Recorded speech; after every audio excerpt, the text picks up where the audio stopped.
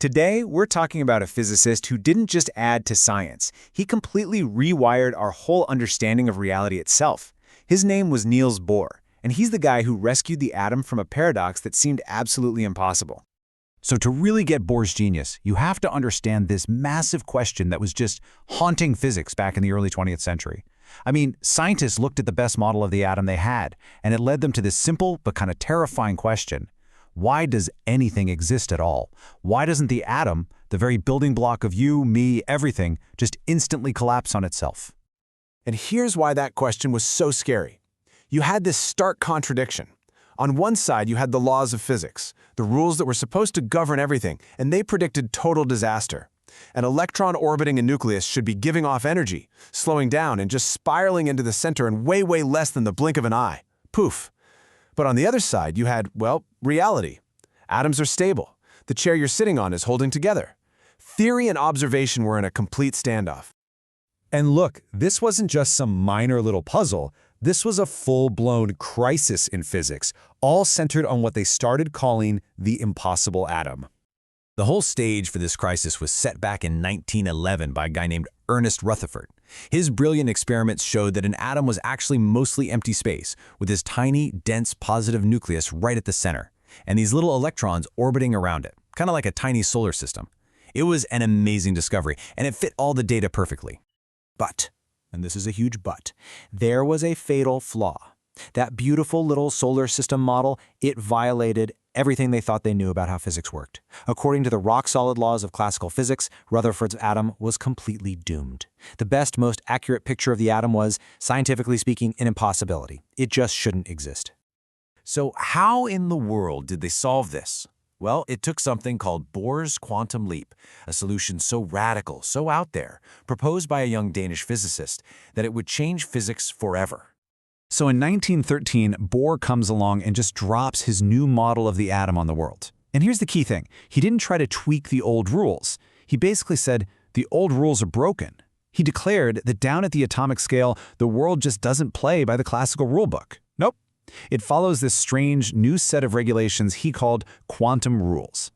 Bohr's idea was built on three totally wild new rules. First, he said electrons can't just orbit wherever they want. They're stuck in specific, fixed energy levels. Think of it like rungs on a ladder. You can be on this rung or that rung, but never in between. Second, to get from one rung to another, an electron makes an instantaneous quantum jump. It doesn't spiral, it just vanishes from one level and reappears on another. And third, when an electron jumps down to a lower rung, it spits out a tiny, specific packet of light, a photon. Now that might sound strange, but here's the kicker. It worked. It worked perfectly. You see, for years, scientists were baffled by hydrogen gas. When you heat it up, it glows with a very specific pattern of colored lines, its spectral signature. Nobody could figure out why. Bohr's model, with its weird quantum jumps, predicted the exact location of every single one of those lines. It was a massive triumph. It told everyone that Bohr was onto something huge. But solving one giant paradox just opened the door to an even stranger world. Bohr's ideas forced physicists to start wrestling with the very nature of reality. And this was the dawn of what we now call quantum strangeness. You see, Bohr later came up with this really profound idea he called the principle of complementarity. He said that down at the quantum level, things can have properties that seem to contradict each other. An electron isn't either a tiny little ball or a spread-out wave. It's somehow both at the same time. What you end up seeing depends entirely on how you decide to measure it. You can set up an experiment to see the particle, or you can set one up to see the wave, but you can never, ever see both at once.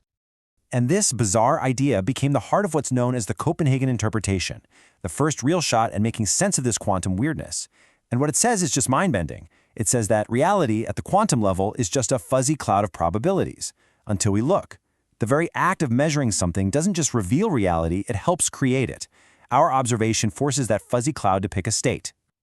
Now, as you can imagine, not everyone was on board with this. Albert Einstein, a guy who believed the universe was this beautiful, orderly clockwork machine, absolutely hated it. He hated the idea that reality was just based on random chance. He summed it all up with his legendary quote, "God does not play dice." He was convinced there had to be some deeper, more predictable reality we just hadn't found yet. But Bohr, he pushed back hard. And this kicked off one of the greatest debates in the history of science. He insisted that all this weirdness and probability wasn't a sign that the theory was missing something. No, he argued that this probabilistic, uncertain nature was the complete description, that at its most fundamental level, the universe really does play dice. And Bohr didn't just win debates with his words. He was a builder. He built the very institutions that would lead this quantum revolution. He wasn't just a thinker. He was the architect of a whole new physics. In 1921, he started what became known simply as the Copenhagen Institute, and it immediately became the global epicenter for quantum physics. It was the place to be. All the brightest minds in the world flocked there to argue, to collaborate, and to build this new science from the ground up. And wow, the impact was immediate. Just a few years in, you have huge breakthroughs like Heisenberg's matrix mechanics being developed right there. The Copenhagen interpretation itself was hammered out within those walls.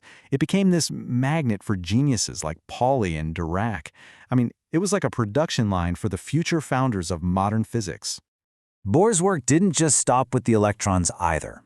In the 1930s, he turned his focus to the nucleus itself. And he came up with another powerful analogy, the liquid drop model. He suggested we could think of the nucleus like a wobbly drop of water. And this simple but brilliant idea was absolutely crucial for understanding how a nucleus could actually split apart. The process we now know is nuclear fission. Of course, this work on fission put him in a really complicated spot during World War II. After he had to flee Nazi-occupied Denmark, he ended up contributing his expertise to the Manhattan Project. But he was deeply, deeply troubled by the weapon he was helping to create. So after the war, he became this tireless advocate for openness and for international control over this terrifying new power. So when you look back, Bohr's legacy is one of profound and honestly pretty unsettling change. His legacy of uncertainty didn't just solve a paradox. It left us with a universe that is, at its core, fundamentally uncertain. And for that foundational work, for rescuing the atom and for giving us that first shocking glimpse into the quantum world, he was awarded the Nobel Prize in Physics in 1922. It was the world officially recognizing that a revolution had begun. This legacy is just immense.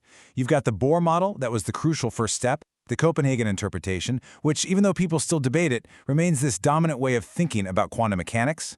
He mentored a whole generation of scientific giants. And on top of all that, he was a true scientific statesman, a person who really understood the heavy responsibility that comes with great knowledge. And all of this brings us to the final, lingering question that Bohr left us wrestling with. His work suggests that we, the observers, are not just passive spectators, we're part of the system, which leads to this wild, unsettling thought.